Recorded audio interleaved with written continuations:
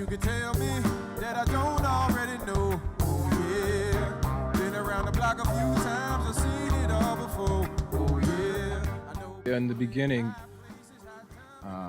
my parents would always play music from Panama, and that's a combination of music from the Caribbean as well, because there's a big relationship between the salsa music from the Caribbean, reggae and soca and calypso, with Panamanians who immigrated to work on the canal. So I grew up listening to all those sounds, and also pop music that was on the radio, Michael Jackson, of course, soul music, Lionel Richie and Barry White, Isaac Hayes, Stevie Wonder for sure, but everything you could imagine I was listening to. Downtown, downtown, downtown, hey, I get down, yeah. I definitely feel like my international background opens me up to appreciating lots of different kinds of music, and also I think it's just my curiosity that pushes me to try making different types of music. I'm always trying to put together a puzzle of different sounds and trying to make something beautiful out of it. And that's why I integrate maybe some rhythms from Latin music and some melodies from folk music, and try to put these things together. Now just watch me, you know how I get my kicks. Tonight I'm going downtown. Put your hands together, come on. Nowadays, it seems like as the world becomes more one big media pot, you hear the same music everywhere you go, and finding a taste of what's local is much more difficult. But I generally just get a vibe from the people, get a feeling from the place, and let the environment speak to me. Said I need $1, $1, that's what I need. I need $1, that's what I need. I Need $1 started out as my homage to chain gang workers and field workers. I was listening to old recordings of field workers who were coming up with their own folk songs, and I Need $1 it has that feeling, but it also has lyrics that relate to me losing my job in corporate America, lyrics that relate to friends of mine who have been hooked on substance and having that kind of struggle to get off. So yeah, some of my songs have very direct personal experience and are inspired by personal events. I love to get the audience involved in the show. My goal always is to have people leave feeling like they got everything that they wanted and more. And so lots of energy and lots of crowd participation. Broken hearts everywhere, from stepping on up, we don't care. Somebody tell me what we gon' do. We did a song called Love Is the Answer, and for me, the opportunity to work with a captain of industry like Pharrell was unbelievable. Pharrell has been in the industry for so long that he understands the way that it works, and he actually can be, in some ways, the pulse of the industry. As he's creating new production and creating new songs, it's important to have somebody who can do that, though, and to have somebody whose heart is in the right place. Because if he had, the wrong intentions, it could do a lot of damage to the world and to the music industry. But luckily, he's writing songs like Happy. 'Cause love is the answer, yeah. Is the answer to the questions in your mind. Yeah. Love is the answer. I've made the directive for myself to do music for positive social change in any way that I can. And really what it comes down to is, will what I contribute be effective? Will it help? And sometimes people will ask me, well, can you come perform for our event? And I think, well, yeah, I'll come perform for your event. Is that going to be effective? Is that what's going to help raise the awareness and raise the money? Just as simply I could help raise money on my own and send some of my own money. So for me, it's a matter of how effective will I be in this endeavor.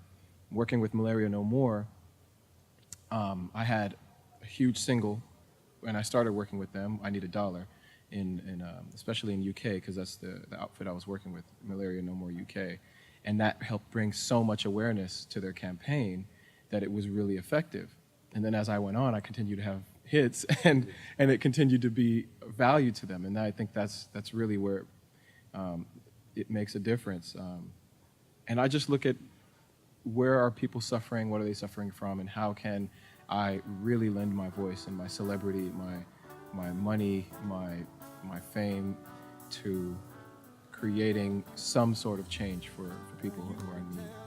Yeah, you can tell everybody, go ahead and tell everybody, I'm the man, I'm the man, I'm the man. Yes I am, yes I am, yes I am. I'm the man, I'm the man, I'm the man. As we become more of a very globally connected world, there are some things that we're not connecting with, and that's quite potentially the reason why some communities are left without having a connection to nutrition. I grew up in Southern California, and I can go to certain cities and neighborhoods where there are no grocery stores and within walking distance, and not only that, there are no restaurants with a healthy menu.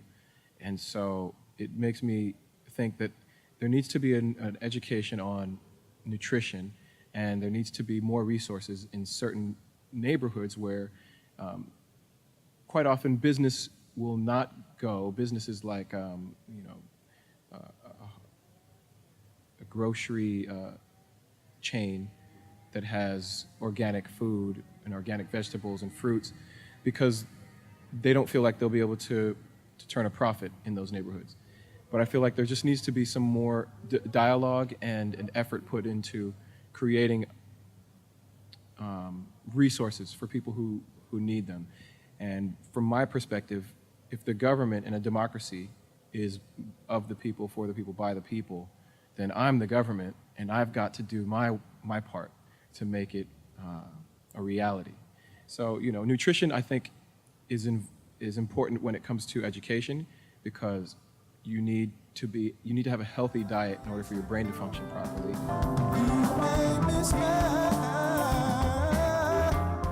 Personally, where I'm going to start is with community gardens. I'm going to start in the affected neighborhoods that I consider food deserts, and I'm going to help with bringing in master gardeners to teach the neighborhood, to teach the young folks and the older folks, and give them all a chance to have a connection with the earth and understand that it's right at their fingertips if they want it. Because there are so many nonprofits out there that are already doing this work. I want to help amplify and facilitate, because I don't expect to be in the garden myself growing the food. I will at some point, but I know that I can put the puzzle pieces together and get the right people in the room and get the process started.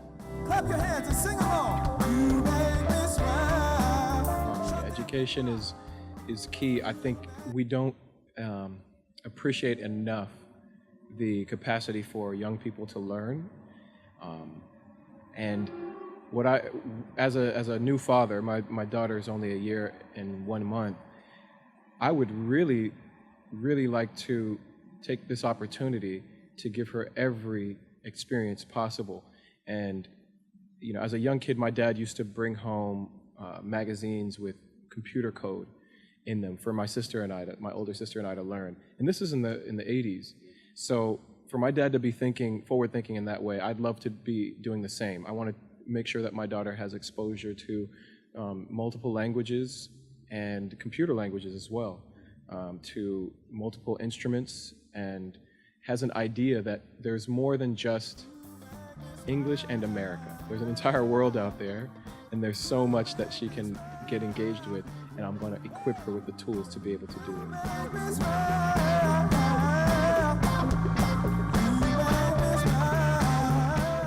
a human being, we're part of a global family, and there's so much out there for us to learn and to be part of. We have to, I think, take the steps to be part of the world rather than just isolated in our own cocoons.